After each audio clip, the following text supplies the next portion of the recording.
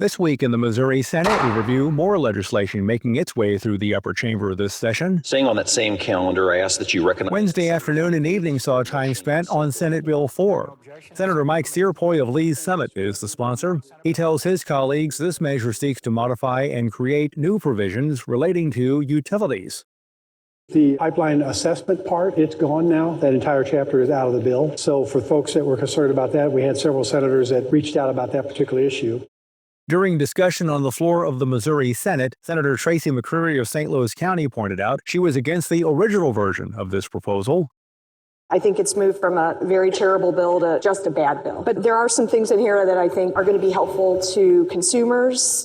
On Thursday, Missouri senators gave Senate Bill 4 first-round approval. Another positive vote would send this legislation to the Missouri House of Representatives for similar consideration. And I ask that you recognize the senator from Green. Senate Bill 10 returned to the floor of the Missouri Senate on Monday afternoon. Senator Lincoln Hough of Springfield is the sponsor.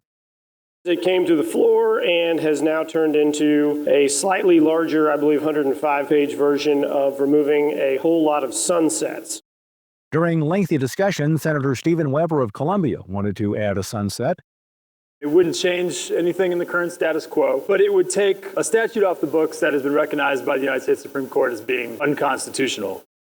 Monday night, Missouri senators gave Senate Bill 10 preliminary approval. Another yes vote would send this measure to the Missouri House of Representatives for similar consideration. So we've got several agenda items that are important to us. This week, we also saw an attempt to overturn the will of the people. Missouri Senate Majority Floor Leader Tony Luetkemeyer of Parkville says Senate Bills 52 and 44 remains a priority.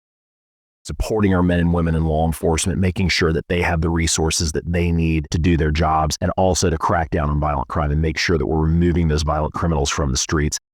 But Missouri Senate Minority Floor Leader Doug Beck of Afton says he believes Senate Bills 52 and 44 to be the incorrect approach.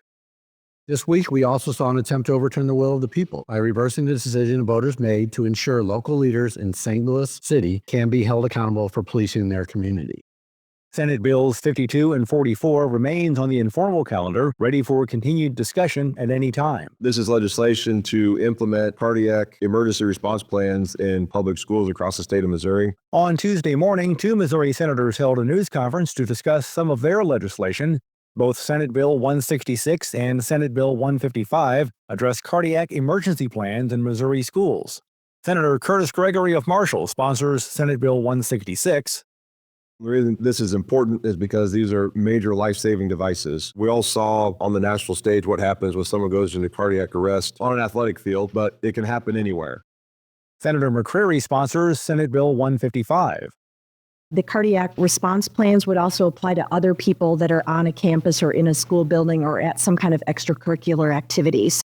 Both bills were heard the same morning in the Missouri Senate Education Committee. You've heard the motion by the senator from... Session will resume on Monday. Please signify. And remember, you can follow these and other issues facing the Missouri Senate by visiting our website, senate.mo.gov. Monday. Reporting from the state capitol, I'm Dean Morgan.